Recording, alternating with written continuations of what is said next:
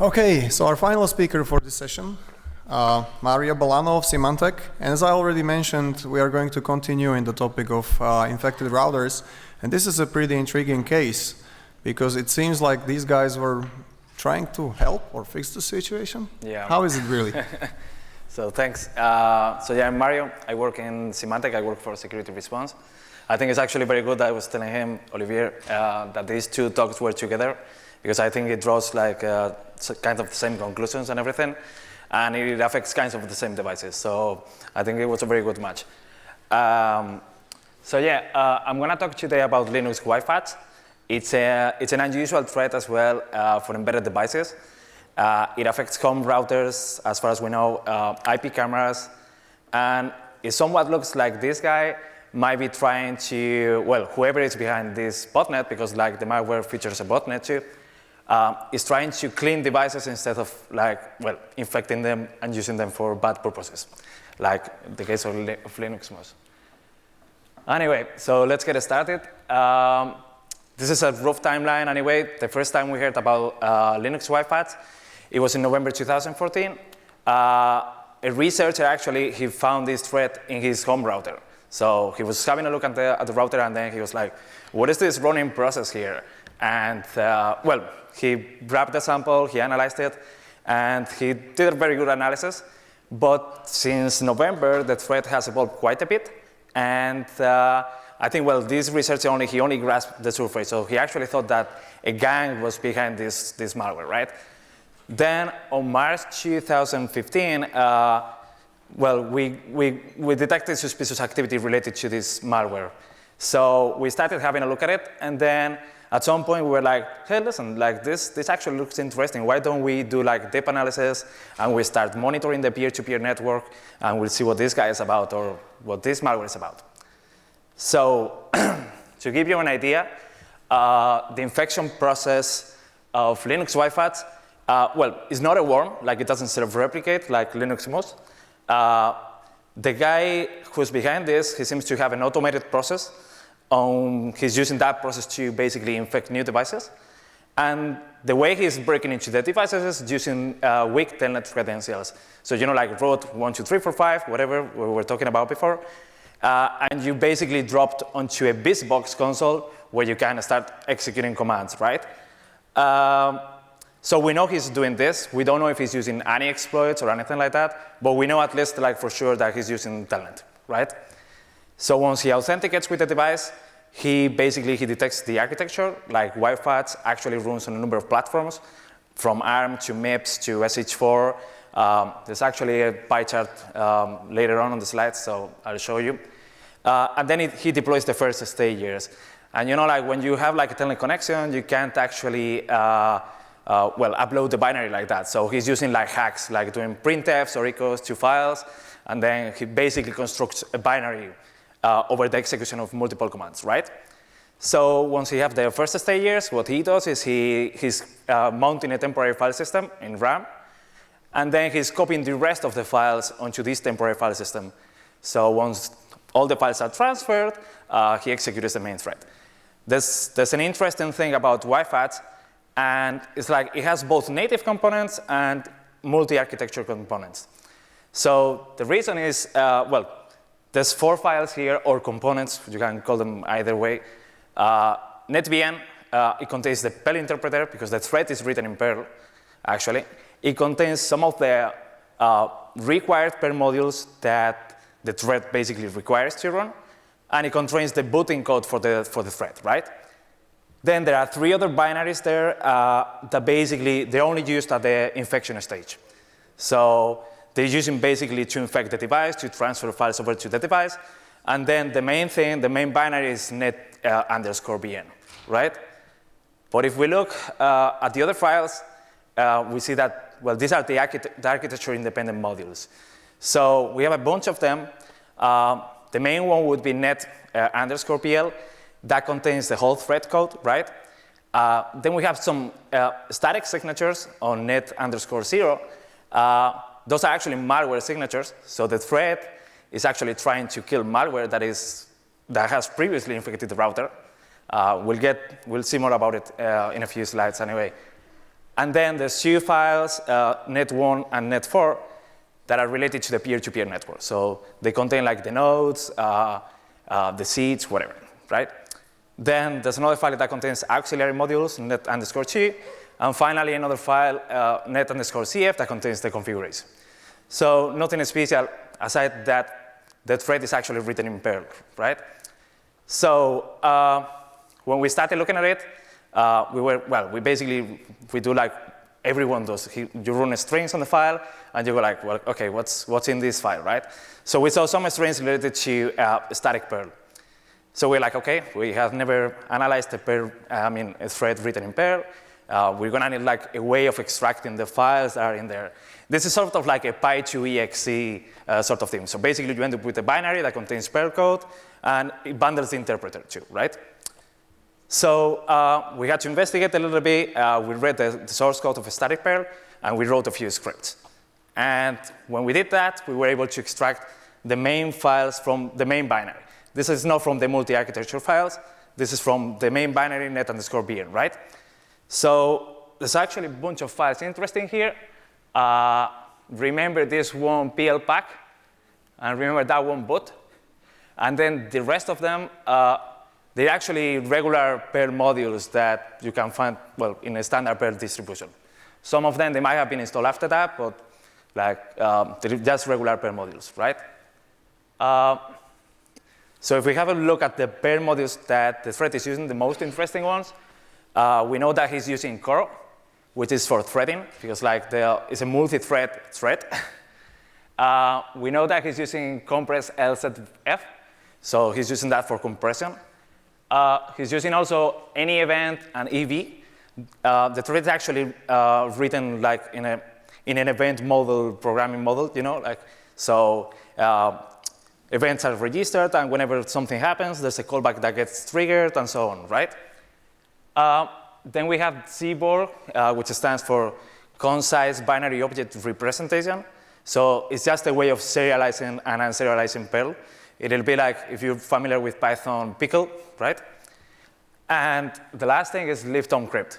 So he's using that for elliptic curve cryptography. He's using that to verify signatures and so on. We're gonna see more about it now. This is the PL pack file that I was telling you to remember. So the thread is actually, the funny thing is like the thread is not really obfuscated or anything. The Perl files are just minified, and then they get bundled into the thing.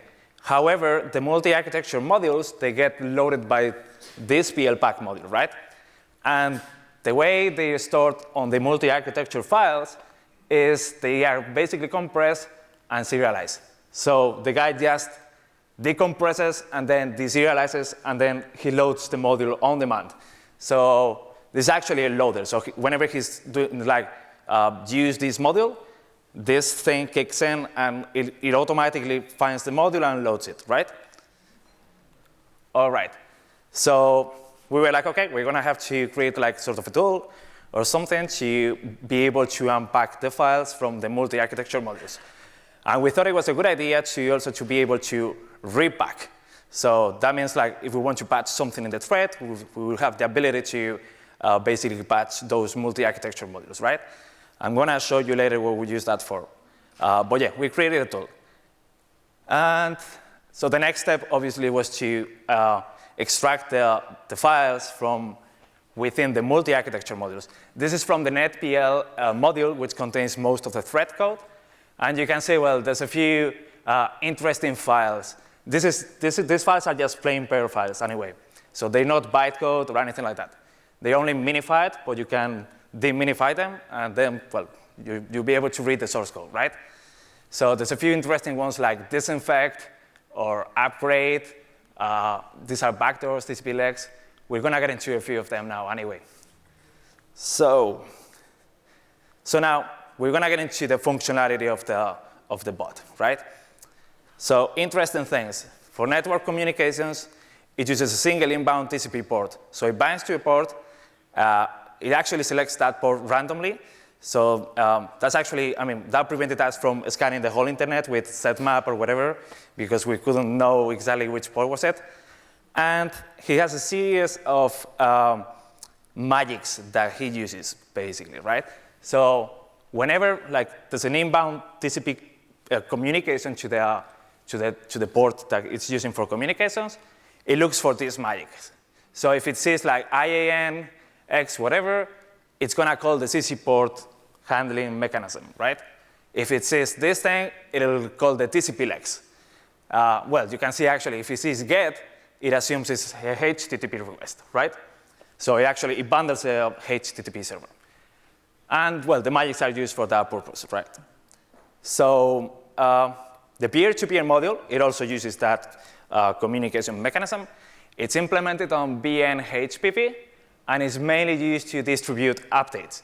So the thread actually hosts the files, the same files that are used to be distributed the thread across the whole peer-to-peer network, right?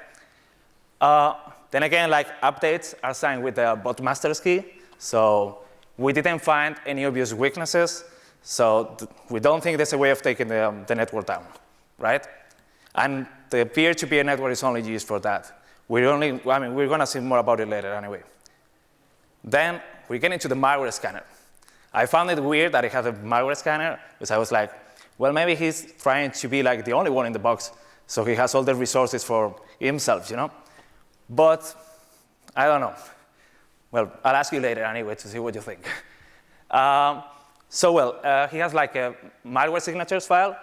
Currently, he has more than 4,016 signatures, which is a lot. And within those, there are known families, because I looked at the strings. So this is like a mini antivirus within the thread, you know? And you can see here how he scans.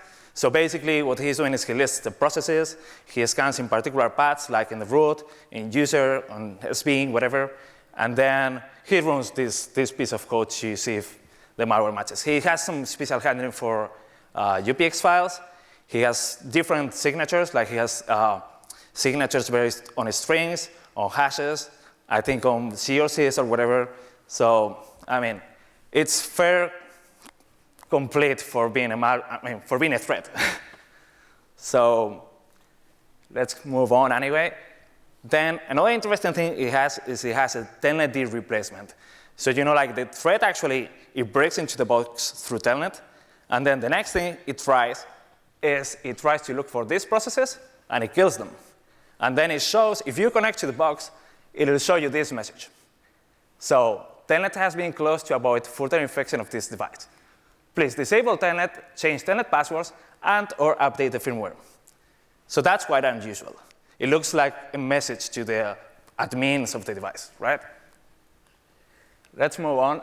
Then we're getting into the backdoors. It actually has some backdoors, right? So one of them is CC port. So if you remember that magic there, that was associated to this module. So this is the one. It's implemented on B and CC port, and then again, commands have to be signed with the ECDSA key. So if you don't have that key, you can't do anything. And the functionality that is implemented is basically to retrieve the status of the bot, to execute per code. So he basically allows you to do an eval, more or less. Then it has some file operations, like to write to a remote file, to retrieve a hash, to rename, to change the permissions of a file. So nothing really that might be really, really useful anyway. It has the ability to restart the thread and to retrieve a log, and finally to get an interactive shell. But this looks more like debugging console, if you know what I mean. So it's more like he's trying to maybe if there's an issue with the thread, try to log in and see what happened, you know? I don't know, that's what it looks to me anyway. And this is the other backdoor that he has. So it's called TCP-lex. It's implemented on TCP-lex. Again, commands have to be signed with the ECDSA key. And it allows you to create tunnels from one box to another. So it's like sort of a proxy. We haven't seen him using this thing anyway. But yeah, I'll talk about that now. So attribution. We basically don't know. But this is a conversation we've been running monitoring thing since March, April. So over the last few months, we have seen the the bot master actually connecting to our honeypot, right? So what we've seen is like this guy, every time he's connecting, he's coming from Tor. This is the IAM command that I was talking to you about before. This, when using this, actually, this doesn't have to be signed. And it replies with a bunch of details like that. That contains, for instance, like the bot ID. It contains a challenge. It contains the version of the bot. It contains a bunch of different things, right? Then that challenge is actually used to sign the next sequence. And here you can see like he's using, for instance, the eval thing, right? So he's going to execute code. We've seen him doing this, but in this case, he's doing an eval to get like the VM config attention. So he's doing that to basically retrieve a value from the running thread. So it's not really anything malicious, right? And we haven't seen him doing anything malicious yet. More things that we found. Within the threads code, there's this command that says, to any NSA and FBI agents reading this, please consider whether defending the US Constitution against all enemies, foreign or domestic, requires you to follow the Snowden's example. This is actually Richard Stallman's signature. But, I mean, I don't think Richard Stallman wrote this, but maybe it's a wink to the hacking or research community, you know? That's what it looks to me. Monitoring the threat. So we've been monitoring it for a while. How are we doing this? We basically are using our toolbox, the tool that I showed you before, to disable the backdoors, so it's harmless, and we can execute it safely, more or less. We added a few more debug messages, so we can get more information about the peer-to-peer component. And, well, we run the thread, obviously, on an internet-connected box. And we're using the AAM command to retrieve information about infected nodes, right? So when we have this running, we retrieve like, well, we basically run a scan on those infected nodes, and then we send the events to a local queue message server. And then we put those into Splunk, and we have a fancy dashboard and all that. So that's what I'm going to show you now. This is actually, well, the proof of concept Python dummy script to retrieve like to use like the AIM command and, well, send that to the host, and then we basically retrieve like challenge time, bot ID, the version of the bot, etc., right?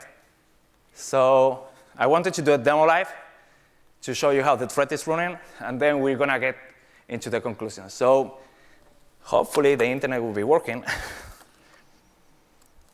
All right.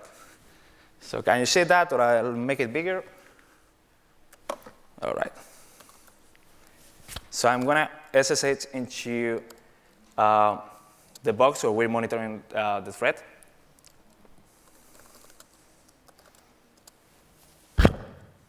And should be this screen.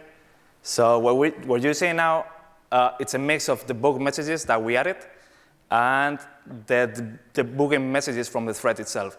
So the thread itself has a lot of debug information that it's outputting in real time, right? What you're seeing here is our own scan. So whenever we discover a new node, we connect to it. We use that proof of concept thing. I mean, like the ability to query, to get the bot ID, we get the architecture, we get all the details that basically replies, right? And we restart it every so often. So this is only a way to map the nodes. I'm gonna restart it anyway. So you can see here, this is my own message. If it doesn't go too fast, well, J injected code. That means that, well, we were able to patch it. Then you see like the thread running its own modules here, like the disinfect module, blah, blah. Then it's trying to, if you see there, block the Telnetd daemon. So it basically is trying to look for the Telnetd daemon and kill it and replace it with its own. And now we're saying, well, again, I'm discovering nodes, so I'm connecting to them, and I'm getting, well, the information from those nodes. So I'm going to show that to you in Splunk as well.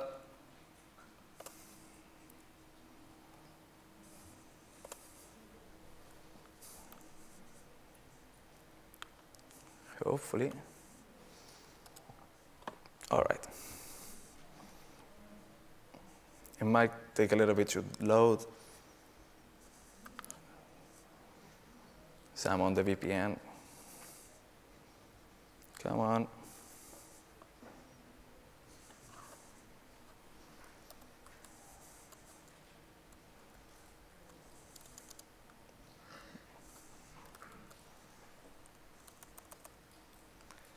All right.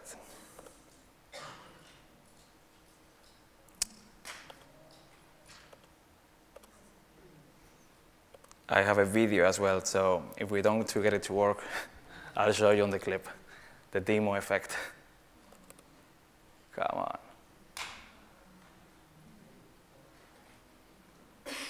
All right, I'll show you the video. So it's pretty much the same thing that I was showing to you before. So basically, we connect to the thread, blah, blah. I'm going to skip the first part because it's the exact same thing. And then we connect to the Splunk. And these are, I don't know if you see it right there, but well, this is basically the different architectures, the countries that are running infected nodes. The main one seems to be China. Then we have Brazil, and I think India is the next one. We also run like a HTTP scan to try to guess what kind of devices they're infected in, because like the malware doesn't kill the HTTP server, right? So we're able to retrieve like the server header or the title of the website if there's one. So that way we can get an idea of what kind of device it is infected. So I think now what I'm going to do here, I can show you this after the talk as well if anybody's interested anyway. So we get the event in Splunk, right?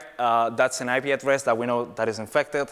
And if I connect to it, you're going to see the reincarnate message. So every node is, well, not every node is running the same message because like not every node is, not for every node I think the threat is able to kill Telnet. Sometimes I think it's using credentials that might not be root. So here you can see something that seems to be an IP camera. And this is pretty much it. I'm going to move into the conclusion. If anybody's interested anyway, I can show you after the talk. Oh, it actually loaded. So, well, this is what I was telling you. Like, China seems to be the main country, Brazil, then Mexico. So, I guess it's just like the user base of infected devices is bigger there, and maybe they're not as patched. I don't think they're being like targeted countries or anything. And then we can do it live again, just for the sake of doing it. So I'll pick up one of them.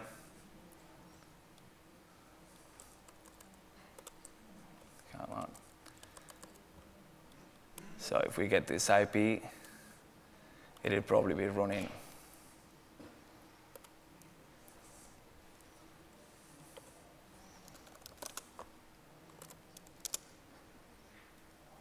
That one doesn't seem to be running it now.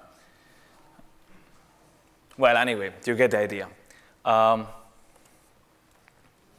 So what are the conclusions? I think it's somewhat a sophisticated threat.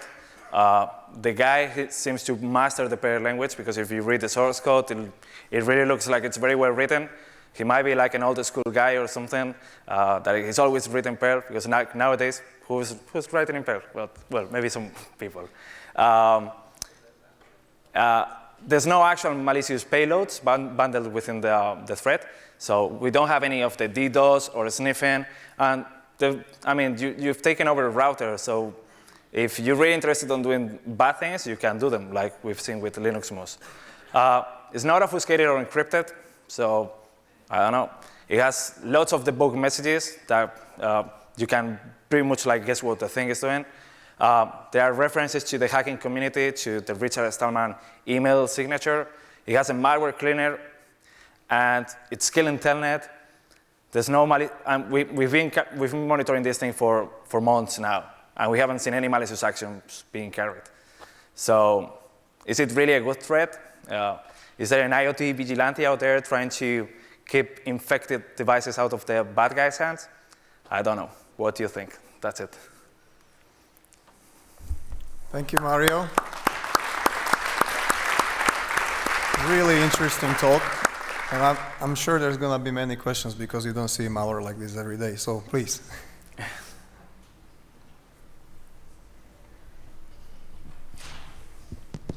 So, I mean, you were indicating by the first image of Batman that this might be a good thing, the savior of the poor and the naive.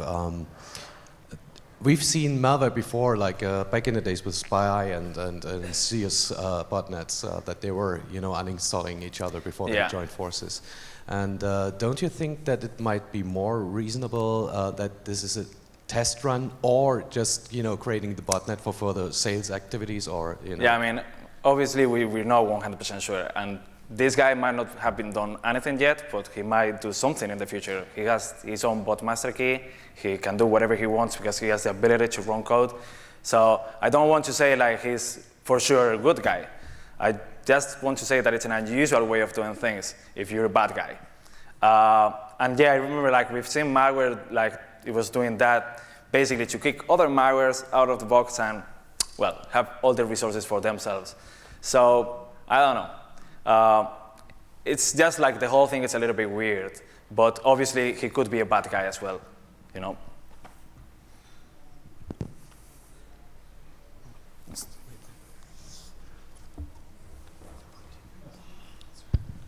Did you find any clues by looking at those 416 signatures as to who is trying to protect us from?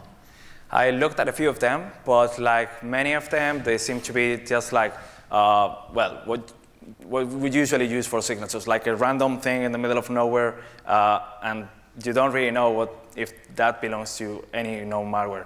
I mean, obviously we could have queries like, I don't know, in virus.data or whatever and try to get more samples, and yeah, I think we could map the families.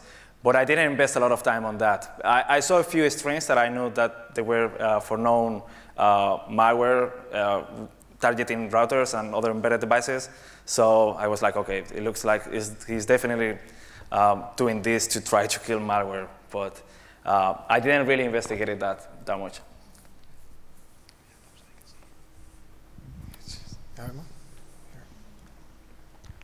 How resource intensive is this bot? So does it cause any harm? I do remember the virus wars of 2004 and Netsky, which ended up doing quite a lot more harm than it did good. So how safe this is? So can you see any kind of threats? Because let's face it, we have internet on everything soon. And factory shut down because somebody wanted to prevent other words from getting there doesn't sound fun. All right. Can you repeat the question again? Because I think I missed the first part. So how dangerous it is system-wise? So is it resource intensive or any other kind of potential risks? I think it might be pretty resource intensive. Well, we're talking about devices like IP cameras and routers. Routers, I guess maybe nowadays they actually have some resources, because they run in Linux and you can have a lot of stuff running there. I don't think it's bad really performance-wise for the embedded device, unless maybe on one of those IP cameras and stuff where he might actually be causing some issues related to performance. But yeah. Dangerous, it is dangerous because it has that functionality built in, and if the guy wants to use it, he might use it. As in issues that might arise from the fact that the threat is running on the device, I can see that happening because I don't think the guy is testing every device that he's infecting, So he's probably not doing QA and all that, but yeah, it could happen.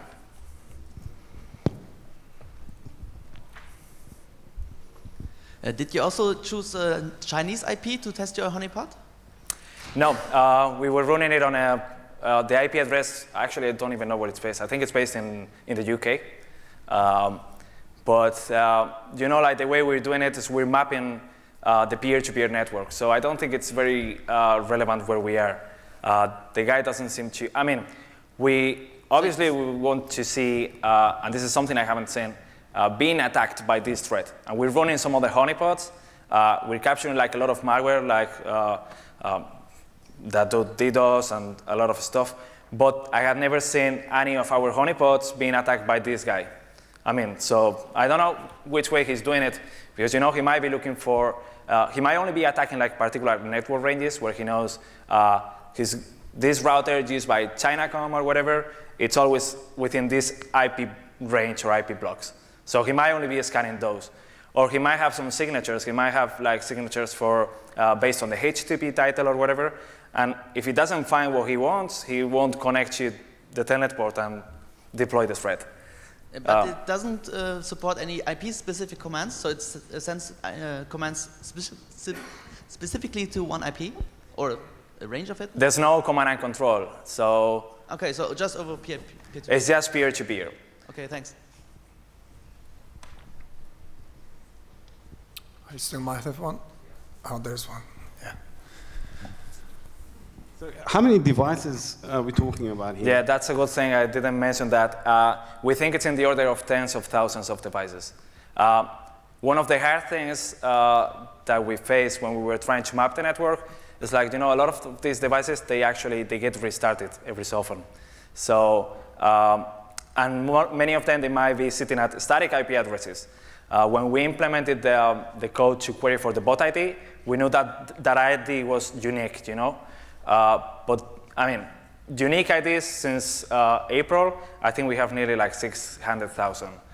But I guess many of those devices, they got restarted and reinfected, So we're balancing, based on our scans, we guess it's in the order of tens of thousands. And it seems we're out of time here, so please join me again thanking Mario for his great talk. All right.